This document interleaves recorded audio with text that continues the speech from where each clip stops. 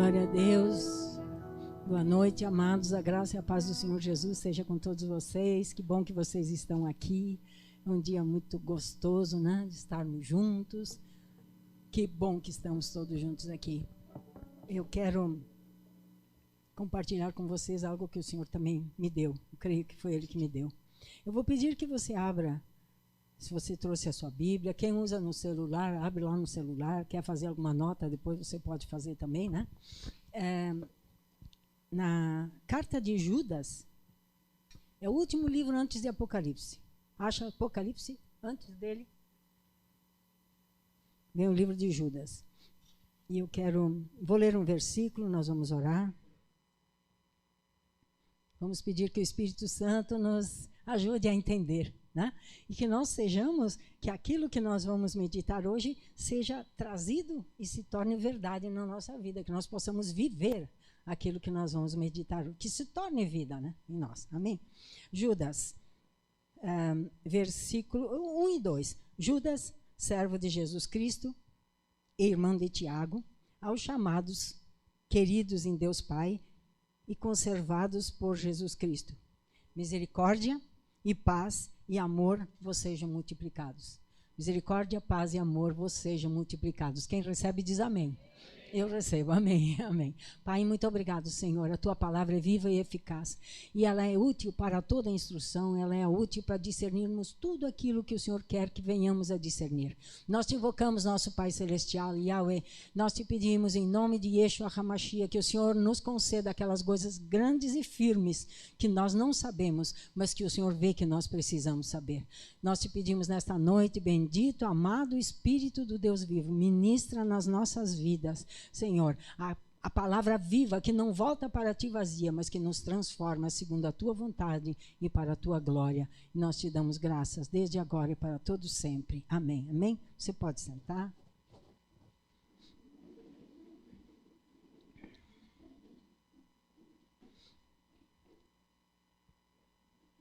Não é preciso ficar repetindo que nós estamos vivendo tempos difíceis e que nós precisamos estar despertos, né? E cada dia mais instruídos pelo Senhor e ministrados pelo Espírito Santo de Deus para que possamos atravessar este tempo e permanecer firmes e fiéis ao Senhor. Amém?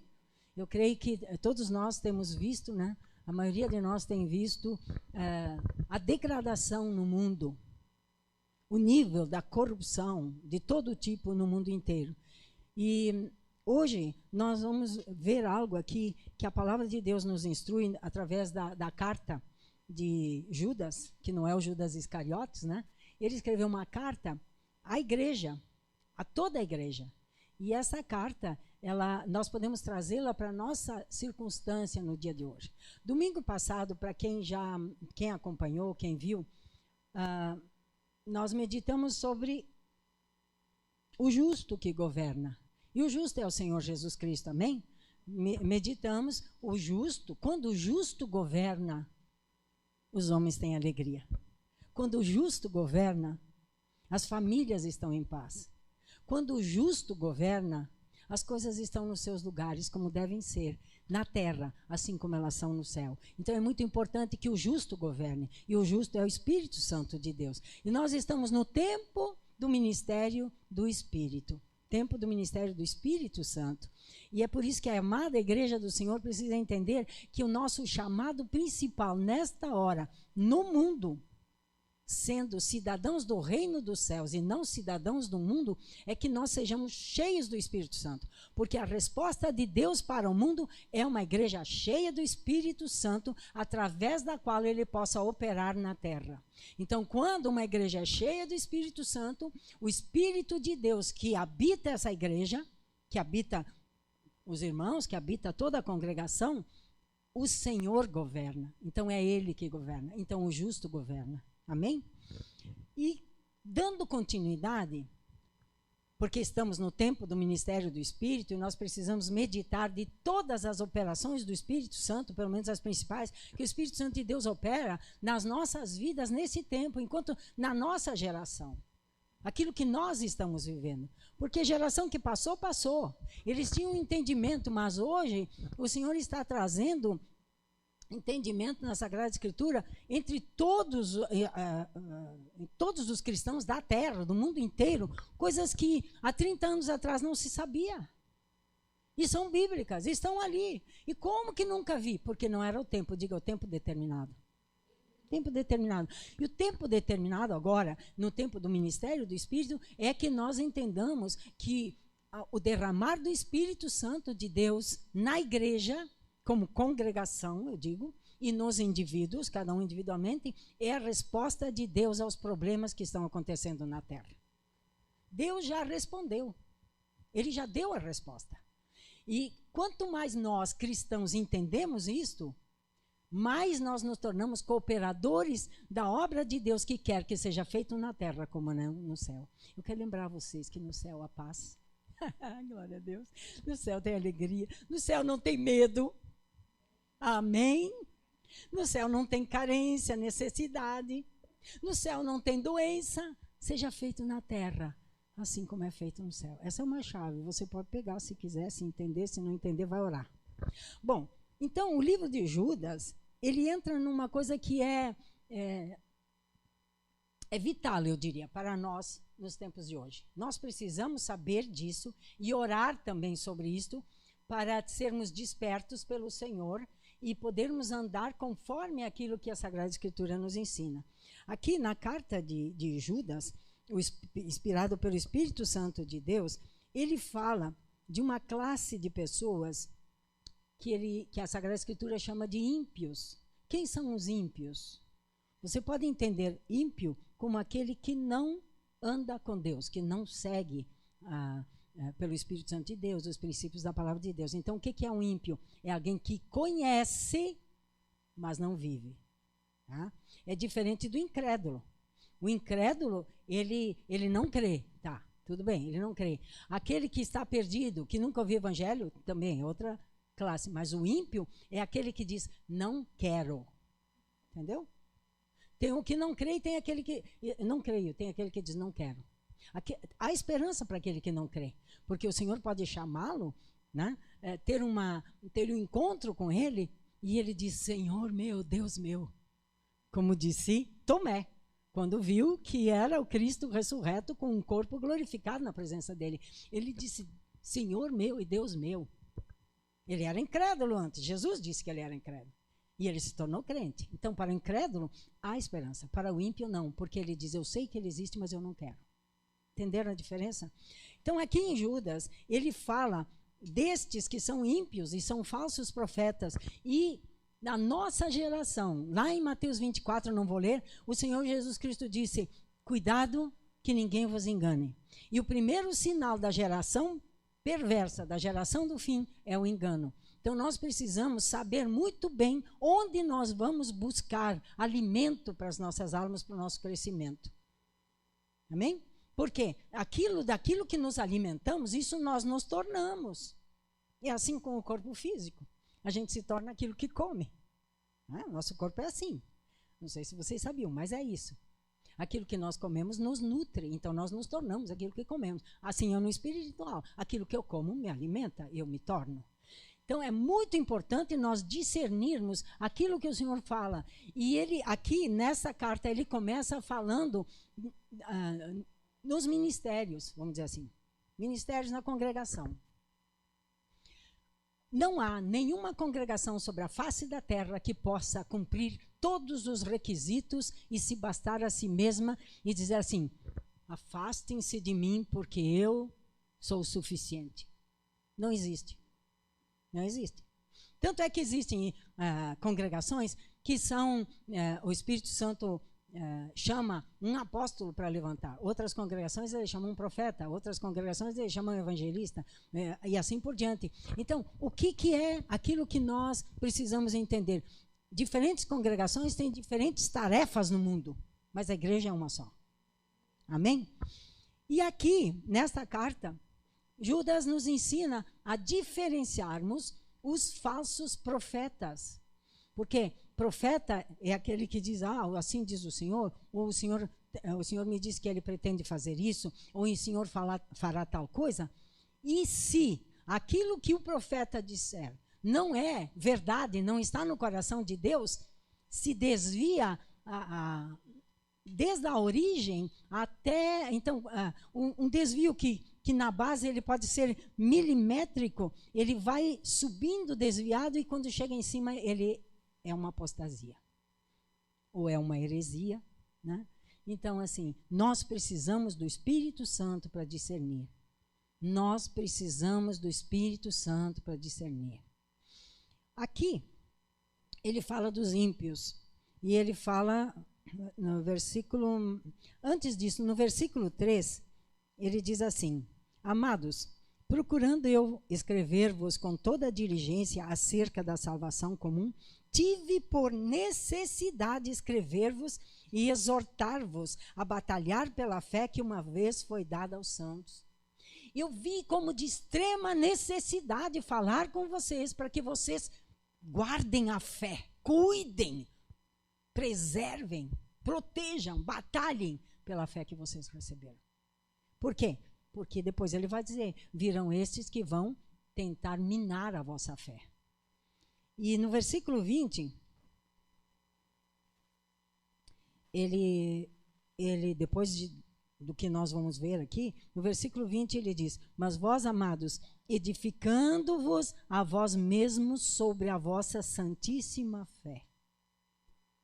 Quem quiser, repete comigo. Eu preciso edificar a mim mesmo, tendo como base a minha santíssima fé.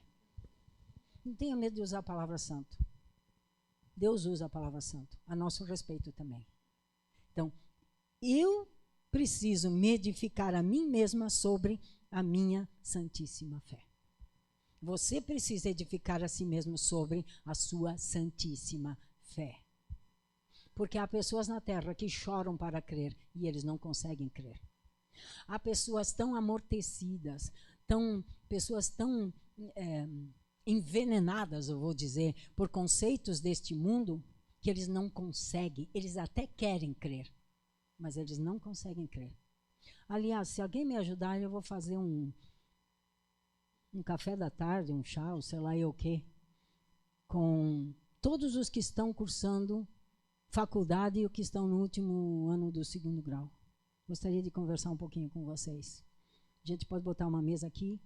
Os irmãos podem me ajudar, alguns irmãos podem me ajudar. Quero conversar com vocês sobre as mentiras que começaram a rolar no mundo a partir da escola de Frankfurt, na Alemanha. Que tem destruído uma geração e impedido essa geração de crer em Deus. Mas isso é assunto para outro dia. Se alguém me ajudar, eu organizo. Mas eu sozinha não vou fazer.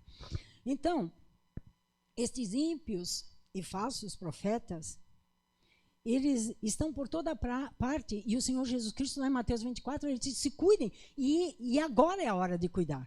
Mais do que em qualquer outro momento da história, eles estão em toda parte, eles estão na internet, eles estão no Instagram, no Facebook, eles estão no YouTube, eles estão em tudo que é meio, plataforma, agora com essa questão desse vírus aí, se disseminou ainda mais uma cultura de internet, então cada um vai beber em uma fonte, e o resultado é confusão, frustração, engano e desilusão completa e abandono do evangelho. Né? Então, assim, nós precisamos estar muito cientes. E aqui, Judas, inspirado, de novo, pelo Espírito Santo de Deus, ele traz a marca, ele fala da marca desses ímpios. Como eles são. Começando no versículo 4, diz assim, porque se introduziram alguns que já antes estavam escritos para este mesmo juízo, homens ímpios que convertem em dissolução a graça de Deus e negam a Deus, único dominador e Senhor nosso, Jesus Cristo. Então, primeiro aspecto aqui desses ímpios é a licenciosidade. Sabe aquela história de a graça? Ah, Deus perdoa. Deus é bonzinho. Quem já ouviu isso? Não, ele perdoa, ele perdoa. Não, Deus sabe, Deus conhece meu coração, ele me perdoa. Ah? Este é uma afirmação que não é bíblica, queridos. Deus é amor, mas Deus também é justo, Deus é santo. Então, se ele se governa pela palavra dele, é evidente que ele vai querer que nós nos governemos pela palavra dele, sim ou não? Tá? Então, estes homens ímpios, esses seres humanos ímpios, eles convertem em dissolução a graça de Deus. Sabe? Tudo é permitido. Sabe? Não, eu acredito em Jesus. Uma vez eu aceitei um apelo lá, entreguei a minha vida para Jesus, eu estou garantido. Não, mas meu irmão, isso aqui não é uma coisa de crente. Não, mas tudo bem, mas Jesus sabe que eu amo ele. É um negócio entre eu e ele, entre eu e o cara lá de cima. Ele me conhece. Licenciosidade. Tá? Corrupção. De todo tipo, não só moral, mas de todo tipo, né? Então, a marca, uma das marcas é que a graça é barata. Sabe? A graça, vou repetir, a graça, um dos aspectos da graça é que ela nos dá capacidade para obedecer os princípios da palavra de Deus. É poder de Deus que vem para nós ficarmos firmes na hora da luta, na hora da dificuldade, escolher aquilo que Deus escolhe, ficar firme e obedecer. É um dos traços da graça. Ele derrama graça sobre nós. Né? Por isso que ele diz aqui, misericórdia, porque a misericórdia nos leva a desfrutar da graça. Ele é misericordioso e derrama graça. Amém? Então, e o segundo aspecto é que eles negam a Deus. Negam a Deus. Vejam bem, a frase ali, versículo 4, pode ir deixando. Tá? Diz aqui, eles negam a Deus, único dominador e Senhor nosso Jesus Cristo. Deus único dominador e Senhor nosso Jesus Cristo. O que você tira daí? Você tira daí que eles negam, eles rejeitam, eles não aceitam se submeter ao senhorio de Cristo. Sabe? Até acreditam que Jesus Cristo existe, mas questionam tudo o que é feito, né? Que é conduzido pelo Senhor. Meu irmão, a Bíblia fala assim, ou meu irmão não, fulano, a Bíblia fala assim, mas será que foi Deus mesmo que inspirou? Será que isso aí não era na cabeça do escritor? Entende? Então questionam tudo. Com que objetivo? Com o objetivo de não obedecer. Porque quem quer obedecer não questiona, simplesmente obedece. E colhe frutos maravilhosos. Tá? Colhe frutos maravilhosos. Então, eles são rebeldes, aqui nós vemos, rebeldes à autoridade de Cristo. Além de usar a desculpa da graça para pecar, porque, depois ele perdoa, além disso, eles negam que Jesus Cristo é efetivamente a autoridade máxima. No céu, Jesus é autoridade, amados. Nosso rei é autoridade máxima. No dia em que você crer e crer, no dia em que eu crer e crer, nós não vamos mais estar questionando uma coisa e outra, porque o Senhor, nosso Deus, nosso rei, nosso Salvador, nosso Redentor, nosso dono, está no comando de tudo. Mesmo naquela coisa ruim, ele vai fazer com que aquela coisa ruim coopere para o nosso bem. E o resultado final é bem. Amém? Então, só que, mesmo nessas pequenas situações ou em grandes situações, eles questionam a autoridade do Senhor Jesus Cristo. Tá? Então, eu anotei algumas coisas aqui. No versículo, eles rebeldes à autoridade de Cristo. No versículo 8, diz assim, e contudo, estes, está falando dos mesmos, estes semelhantemente adormecidos, ele está comparando com os habitantes de Sodoma e Gomorra. Só um parênteses, você sabia que o principal pecado de Sodoma e Gomorra foi não socorrer os necessitados? Você sabia disso? Muita gente pensa que o grande juízo de Deus, eu não estou defendendo outras coisas, por favor, fique bem claro isso. Mas Ezequiel diz que o principal pecado de Sodoma e Gomorra foi que eles desprezaram os pobres. Chegavam as pessoas nas cidades, os pobres que não tinham onde dormir e que dormiam na rua, eles faziam eles passar tanta vergonha, inclusive sexual, e quem quiser me entenda, que esses pobres nunca mais voltavam para Sodoma e Gomorra. E assim eles mantinham a cidade sem pobres. Por quê? Porque eles os expunham à vergonha pública. Foi isso que eles quiseram fazer com os 2 anjos que foram para tirar Ló. Se quem conhece a história sabe. aqui, Judas está dizendo, estes ímpios e falsos mestres, estes semelhantemente adormecidos, como aqueles lá de Sodoma e Gomorra, estes também contaminam a sua carne e rejeitam a dominação. Que dominação? Do senhorio de Cristo. Eles rejeitam a dominação. Né? Então, eles corrompem a sua carne, eles rejeitam se render a Cristo. Eles rejeitam se render a Cristo, que é a segunda parte, rejeitam a dominação e vituperam as dignidades, quer dizer, desonram, falam mal, né, de Deus, da palavra que foi dada a nós para nosso crescimento. Né? Falam de coisas que não sabem, tá? Porque aqui falam de coisas que não sabem no versículo 10. Estes, porém, dizem mal do que não sabem. Não sabem. Não buscam em Deus.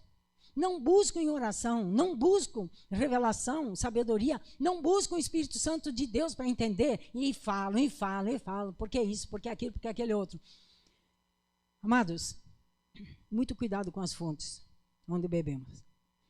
Continuando no versículo 10. E naquilo que naturalmente conhecem como animais irracionais se corrompem. Então, eles corrompem a sua carne, eles rejeitam se render a Cristo, eles falam mal do que não sabem, e se corrompem naquilo que naturalmente conhecem. Eles conhecem, mas ele disse, depois ele perdoa.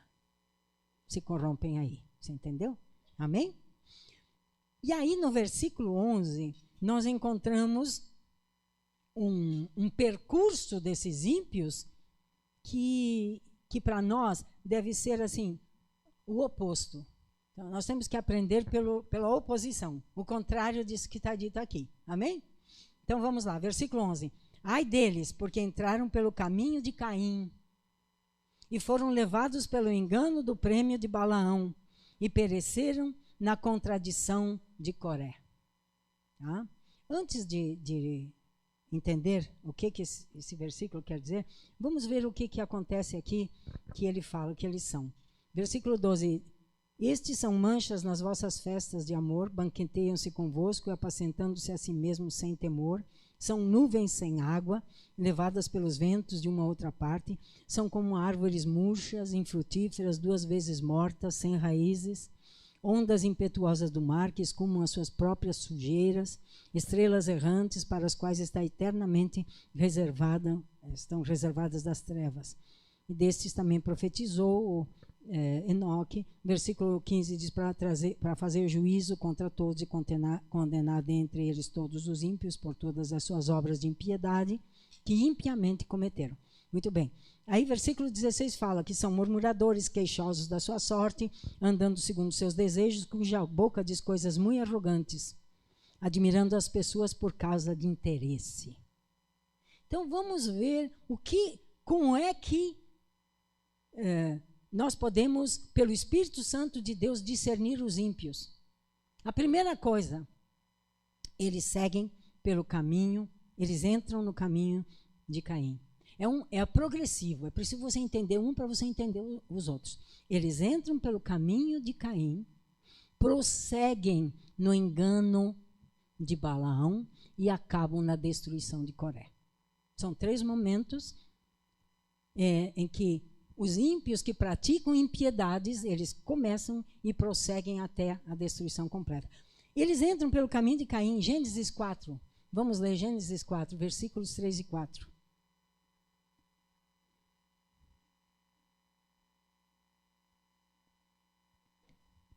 Versículo 3. E aconteceu ao cabo de dias que Caim trouxe do fruto da terra uma oferta ao Senhor. Depois de algum tempo, Caim trouxe uma oferta ao Senhor. Versículo 4. E Abel também trouxe dos primogênitos das suas ovelhas e da sua gordura. E atentou o Senhor para Abel e para a sua oferta. Vocês já ouviram vários ministradores da palavra falando que antes de receber a oferta, Deus se agradou de Abel. Por quê? Por quê? Esses 2 versículos, eles mostram claramente para nós. Abel trouxe dos primogênitos a primeira e o melhor para Deus. O primogênito, queridos, é aquele que tem o vigor. Tá? Um filho primogênito é um filho do vigor do varão. Entendeu? Por isso que Deus diz, o primogênito é meu. Por quê? Ele representa a força do varão. É o primogênito. Abel, tendo discernido o coração de Deus, ele trouxe o primeiro, o melhor para Deus. O primeiro. Caim, depois de algum tempo, escolheu alguns frutos e levou para Deus. O que essas duas atitudes dizem para nós? O que elas falam para nós? Que estes falsos, esses ímpios, eles não sacrificam o seu melhor para Deus. Entendeu? Eles sacrificam para Deus. Por favor, amados, eu quero que você entenda a questão da oferta muito além do dinheiro. Muito além do dinheiro. Quero que você entenda a oferta como o seu entusiasmo. Os gritos de júbilo que você dá no estádio de futebol e não dá aqui. Para ficar num exemplo bem simples. O seu melhor. Abel deu o seu melhor, por isso foi aceito. Caim deu. E Caim disse, mas Deus, por que o senhor está reclamando? Eu fiz uma oferta, Deus. Eu estou te oferecendo. Eu não trabalho com gado. Meu irmão Abel trabalha com gado, mas eu não. Deus, só faltou Deus dizer, não é o gado que me interessa. É que ele me eleva à condição de primeiro na vida dele. Eu sou primeiro na vida de Abel. Esse coração me agrada. Amém? Esse coração me agrada.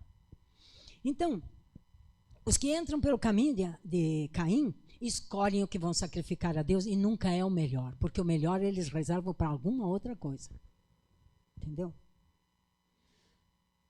Não, é a não elevação do seu próprio ser humano ao Deus Supremo, ao ponto de encontrar prazer somente em saber que Ele existe, não se Ele vai me dar ou não vai me dar, se isso, se aquilo, não.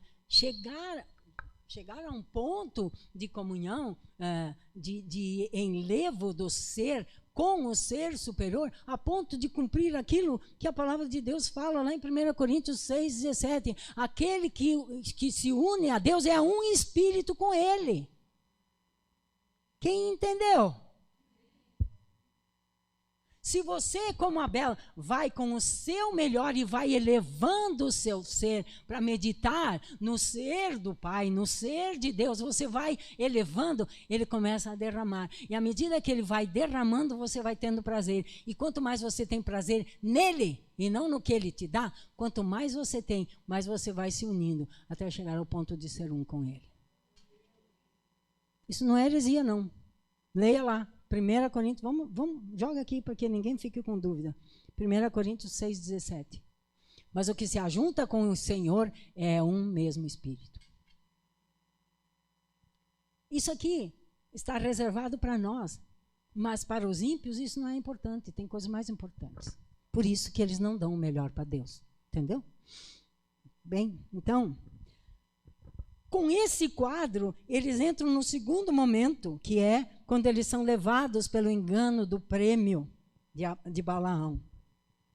Números 22 a 24, se você quiser, você pode ler em casa, relata a história de Balaão.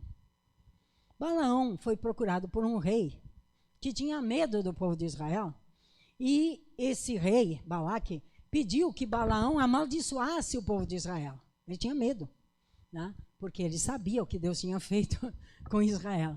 Então ele mandou enviados com muitas riquezas para Balaão.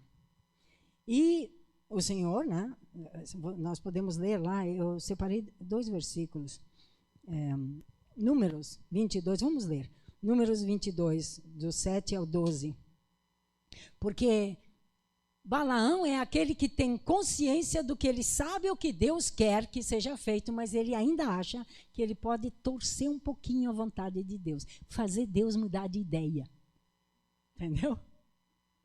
Não, mas se eu jejuar mais, se eu orar mais, se eu sacrificar mais, se eu... Deus, tá vendo? Eu estou te dando uma oferta que está me custando, Deus. quem sabe eu torço Deus, a vontade de Deus, para ele fazer o que eu estou querendo que ele faça. Né? Números 22, versículo 7. Então foram-se os anciãos dos Moabitas e os anciãos dos Midianitas com o preço dos encantamentos nas mãos. E chegaram a Balaão e lhe disseram as palavras de Balaque. Continua. E ele lhes disse, passai aqui esta noite e eu vos trarei a resposta como o Senhor me falar. Então, os príncipes dos Moabitas ficaram com Balaão. Versículo 9. E veio Deus a Balaão e disse o quê? Quem são estes homens que estão contigo? Deus não sabia? É claro que ele sabia. Versículo 11. Versículo 11. Eis que o povo que saiu do Egito cobriu... 10. E Balaão disse a Deus, Balaque, filho de Zippor, rei dos Moabitas, os enviou, dizendo, eis que o povo que saiu do Egito cobriu a face da terra, vem agora amaldiçoa-nos. Porventura, poderei pelejar contra ele e o lançarei fora. Tá? Então, até o 12. Então disse Deus a Balaão, não irás com eles. Olha a palavra de Deus. Não irás com eles, nem amaldiçoarás a este povo, porquanto bendito é. Deixa eu dizer uma coisa para você. Um homem de Deus e uma mulher de Deus só falam uma vez. Porque Deus só fala uma vez. Se o ouvido estiver atento, ouve. E se ouve, tem escolha. Faço ou não faço. Deus só fala uma vez. Deus falou, não irás com eles. Não irás com eles. Ponto. Mas, o que fez Balaão? Balaão chegou para eles, você pode ver depois, né? Disse, olha, não vou e tal. Né? Vamos lá para Números 22, porque tem uma coisa muito interessante aqui, que nós precisamos ver, eu creio, para... Deixa eu localizar o versículo aqui, bem rapidinho. Números... Esses botões estão fazendo barulho. Números 22.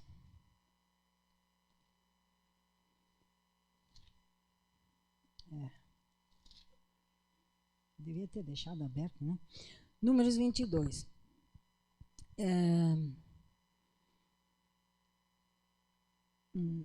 Versículo... Então, ele disse, ide a vossa terra, porque o versículo 13, eu vou ler rapidamente. Ide a vossa terra, porque o Senhor recusa deixar-me ir convosco. E eles se levantaram e foram. Balaque enviou outros mensageiros com mais dinheiro, mais grana.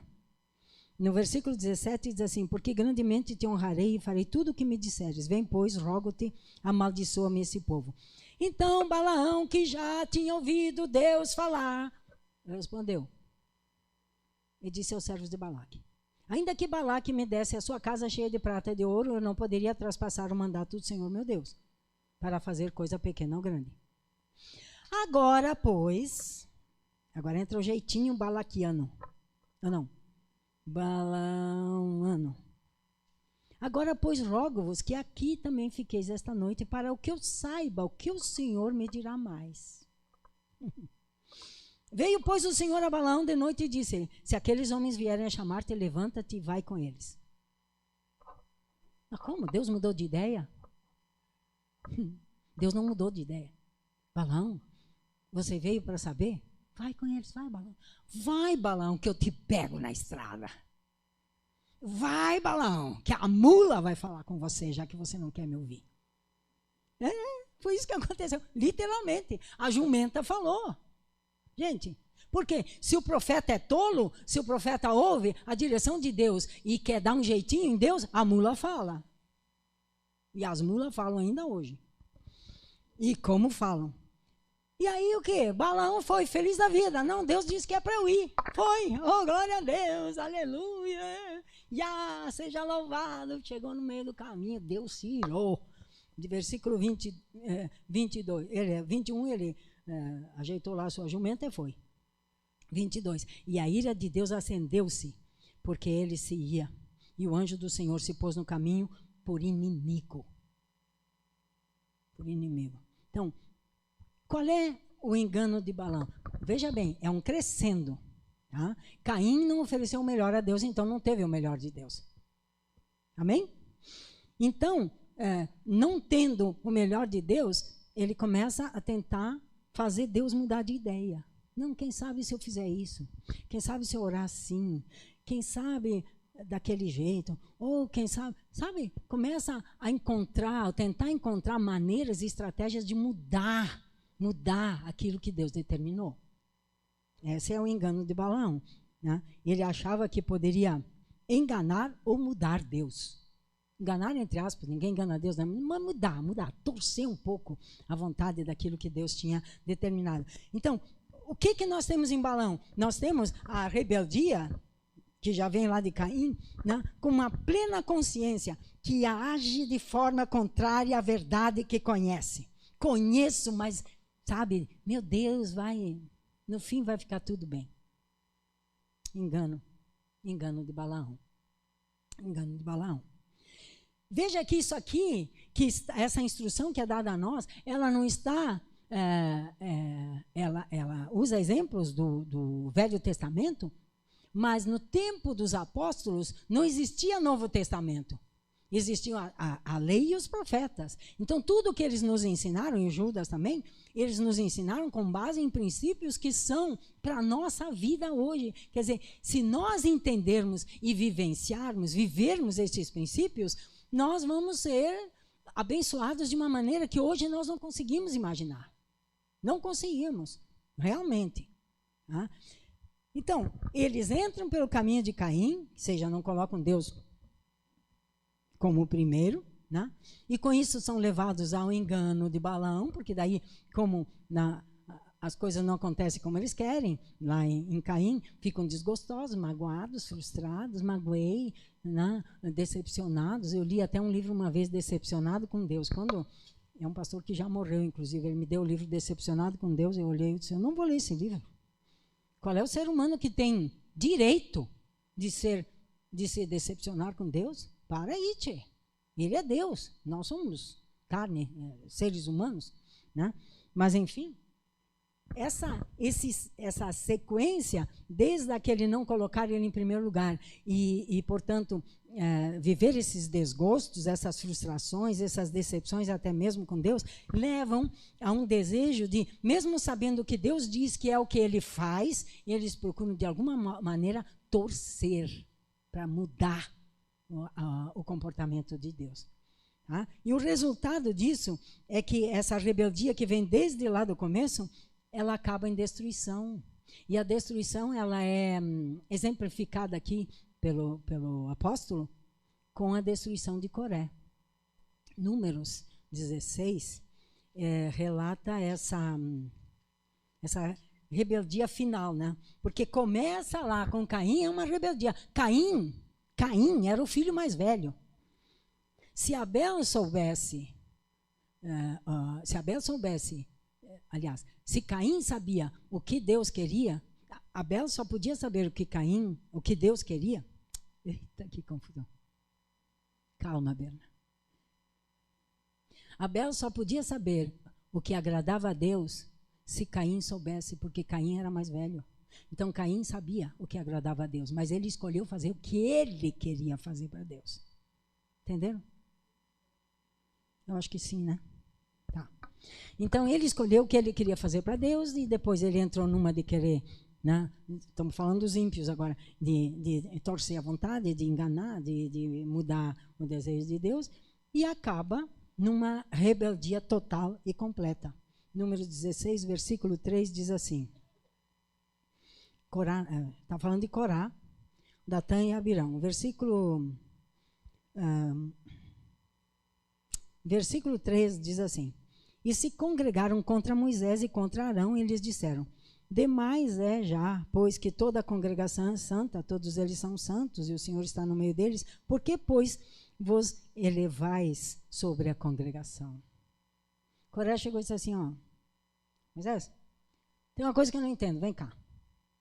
O Senhor diz que todos somos povo de Deus. Por que que você se coloca acima de todos? Por que que você se apresenta como o principal? Se todos somos iguais. Entenderam? Entenderam? Entenderam? Ah. Então, todos somos iguais, mas cada um tem uma função diferente. É o que Coré não entendeu. Tem funções e funções.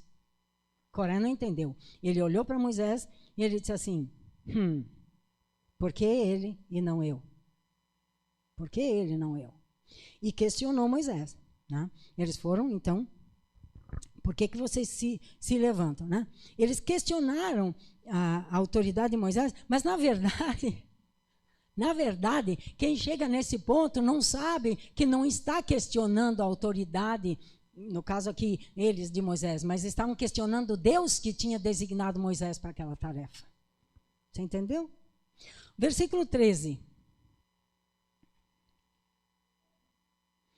Eles dizem assim, porventura pouco é que nos fizeste subir de uma terra que mana leite e mel. Egito manando leite e mel, tá? Tá bom, né? Você acredita? Amassando barro todo dia, chicoteada e tudo mais. Mas agora, para confrontar Moisés, eles disseram assim, você nos tirou de uma terra que mana leite e mel, Moisés. Você é o culpado disso.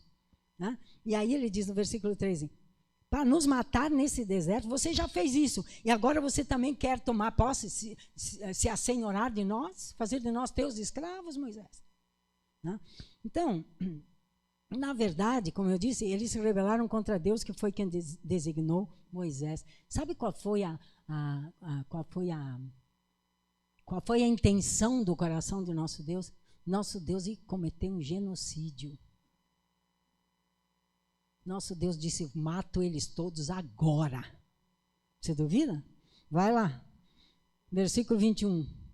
Versículo 21. Olha o que diz aqui. Apartai-vos, não, versículo 20. E falou o Senhor a Moisés e a Arão, dizendo, apartai-vos do meio desta congregação e os consumirei como num momento. Por quê? Porque eles tinham entrado no caminho de Caim, prosseguido pelo engano de Balaão e chegaram à rebeldia final contra a autoridade de Deus. Lembra lá que no comecinho que nós vimos que eles os ímpios, a graça para eles é licenciosidade e também são rebeldes à autoridade de Cristo. Então, com esses três exemplos, Judas mostra para nós o caminho, a progressão nesse andar. Que é o caminho que muitos falsos profetas, muitos ensinadores de internet estão hoje aplicando. Estão hoje aplicando. Mas como é que eu vou saber? Ore, seja cheio do Espírito Santo. Amém? Então, na verdade, eles se rebelaram contra Deus, que foi quem designou Moisés. Disse, Moisés, você vai fazer isso para mim, você vai tirar eles de lá e levar para lá. Fulano, e Deus foi dando nomes, você vai fazer isso, você vai fazer isso, você vai fazer isso. Por quê? Porque Ele é Deus, porque Ele é o Senhor. Amém? Então, por serem dissolutos e rebeldes à autoridade de Cristo, se levantam contra tudo o que Deus determinou. E acabam, então, nessa contradição, nessa destruição de Coré. Né? Gálatas 5, tem uma advertência que nós podemos juntar aqui. Gálatas 5:5.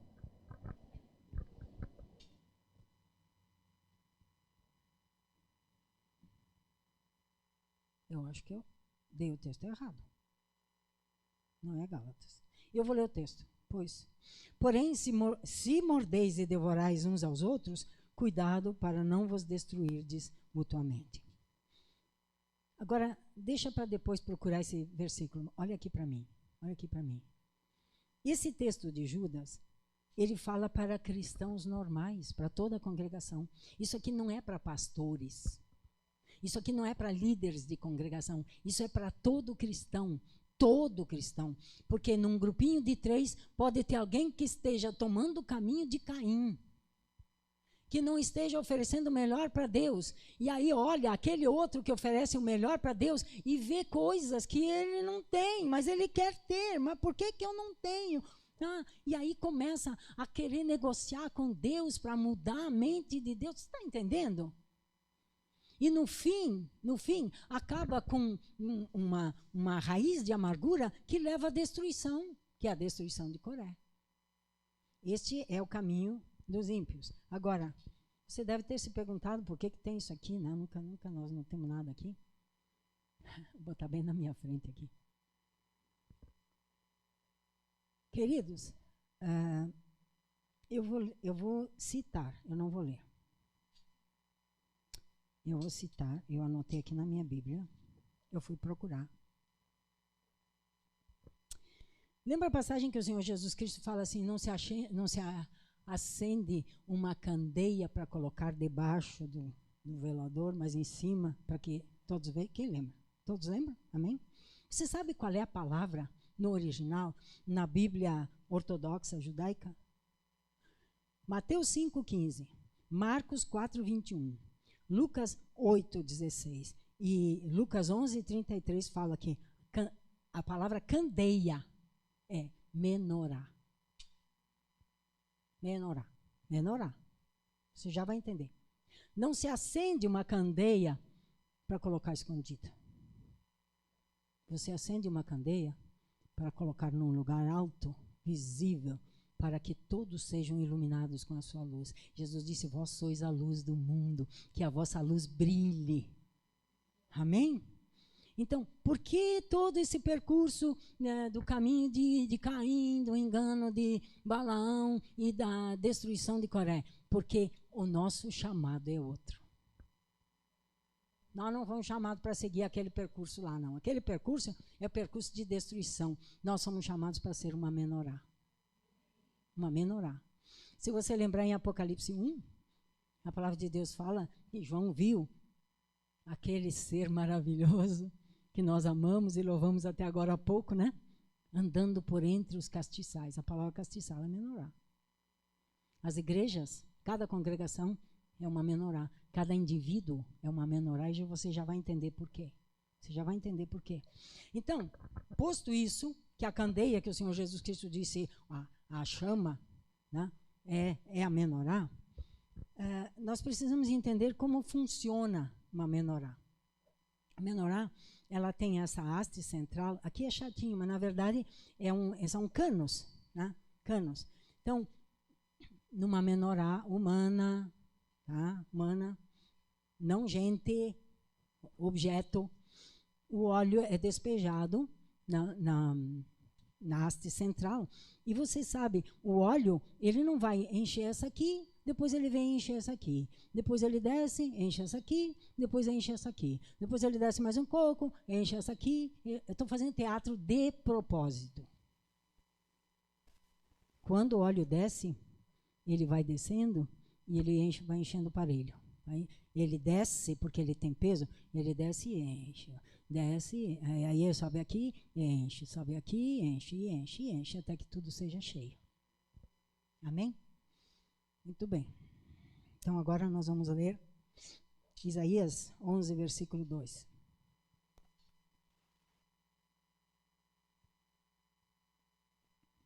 Tem mais alguns minutos?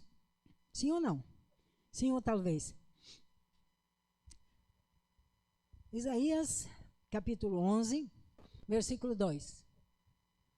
E repousará sobre ele o Espírito do Senhor, e o Espírito de sabedoria e de inteligência, e o Espírito de conselho e de fortaleza, e o Espírito de conhecimento e de temor do Senhor.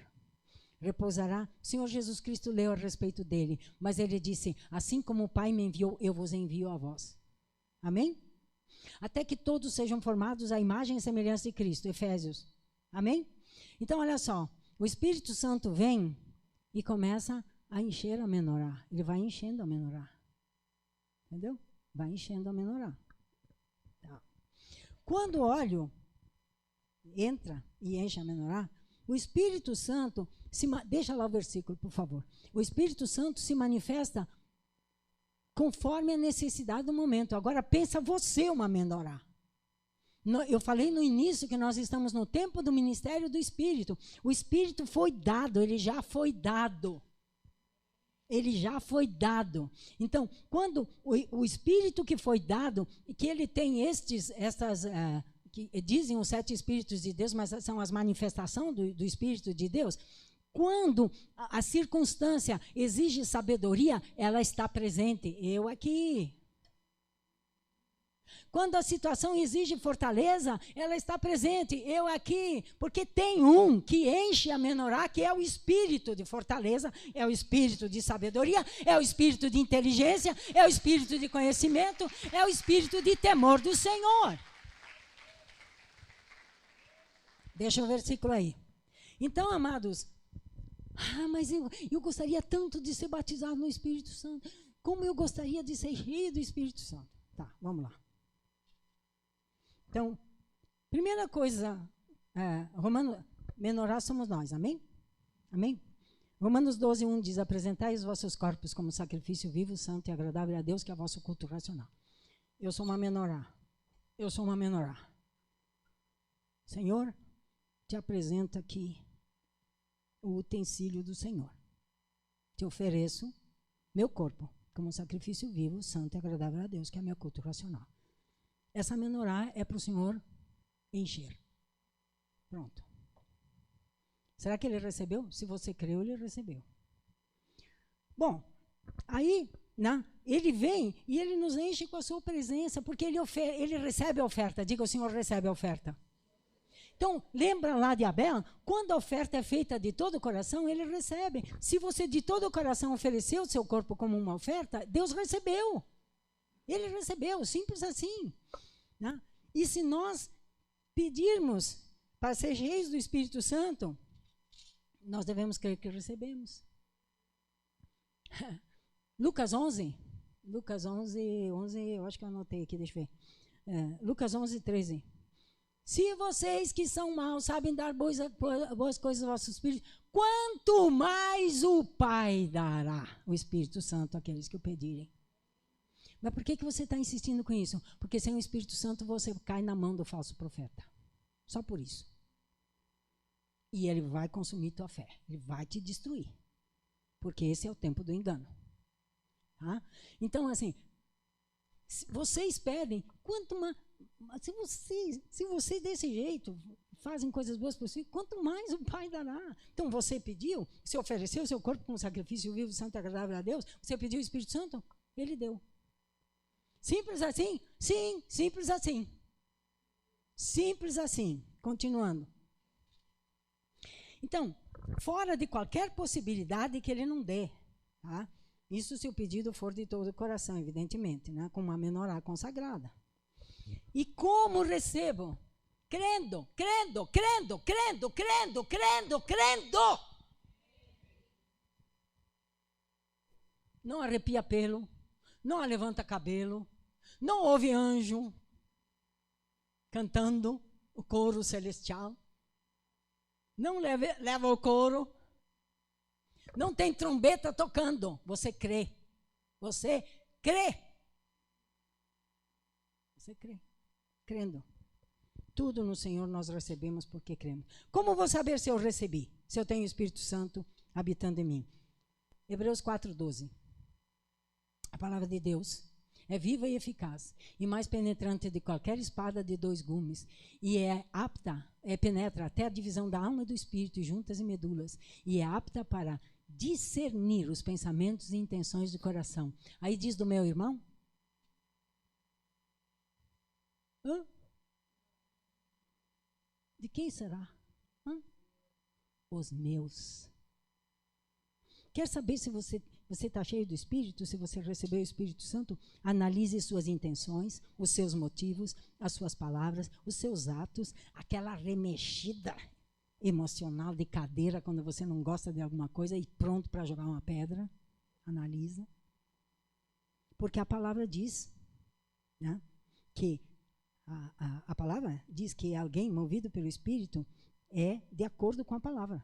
A palavra te guia nisso. Pela palavra eu posso saber se aquilo que foi gerado em mim, que brotou em mim, veio do Espírito Santo ou da minha carne. A palavra me mostra isso. A maneira mais simples de analisar é, Jesus diria o que eu disse? Jesus faria o que eu tenho intenção de fazer? Atos, palavras. Esse pensamento, Jesus pensaria o que passou pela minha cabeça agora? Sabemos que o inimigo também lança flechas, né? Mas se nós conhecemos a palavra e pelo Espírito Santo, nós podemos ser guiados e discernir os pensamentos e as intenções do nosso coração, para nós amadurecermos, né? Porque lembra que o óleo enche todas as hastes juntas. Então, se em alguma área eu analiso e vejo que tenha alguma dificuldade, é ali que o Espírito Santo posso pedir a Ele que ministre na minha vida para que aquilo seja removido. Então, amém? Então, o contrário disso é que é o caminho de Caim. Agora vocês entenderam. Entenderam? Amém? Então, ser cheios do Espírito e crer que recebemos. Então, o Espírito de Deus começa a mover. Eu quero pedir que você fique de pé. E eu vou ler primeiro para você ver se você concorda. Daí, se você concorda, você vai falar em voz alta para você mesmo se ouvir. Amém? Não é para eu ouvir. O Senhor ouve, mas é para você se ouvir. Tá? Eu vou ler primeiro, depois você fala. Eu me rendo, Senhor. Tá? Com isso você vai dizer, eu não quero ser rebelde a Ti. Eu recebo o enchimento do Teu Espírito. Com isso eu digo, eu preciso de Ti. Tá? Eu sou o que o Senhor quer que eu seja. Eu não vou invejar Abel. Eu não vou ser Caim. Eu vou ser um Abel. Amém? Não importa se o meu irmão está tendo sucesso em alguma coisa, glória a Deus. E eu vou ter sucesso naquilo que o Senhor me chamou para ser. Amém? Eu sou o que o Senhor quer que eu seja. Eu te louvo pelo teu mover na vida dos meus irmãos. Amém? Então agora nós vamos falar com o Senhor, vamos fazer essa oração. E depois vamos às partes seguintes da nossa celebração de hoje. Pai eterno, graças te damos, Senhor, porque o Senhor nunca nos deixou sem instrução. A sua palavra é viva e eficaz, ela é útil para toda instrução. Nós te damos graças por nos ter dado a sua palavra e nos ter permitido ter acesso a ela, enquanto tantas pessoas no mundo ainda não conhecem nenhuma frase da tua palavra, Senhor. E nós somos agraciados com esse tão grande tesouro, Pai. Graças te damos. Graças te damos pelo teu Espírito Santo que nos foi dado e que nos guia em toda a verdade. Glorifica Jesus, nos anuncia as coisas que onde vir, nos ensina todas as coisas. Nós te damos graças pelo teu Espírito Santo. E agora, Senhor, nós queremos te dizer, e você que quer, repita. Eu me rendo, Senhor. Eu reconheço o senhorio de Cristo completo na minha vida.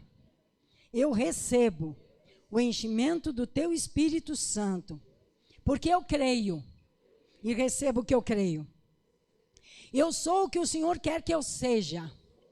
Eu sou a melhor versão do Senhor. E eu te louvo pelo teu mover na vida dos meus irmãos.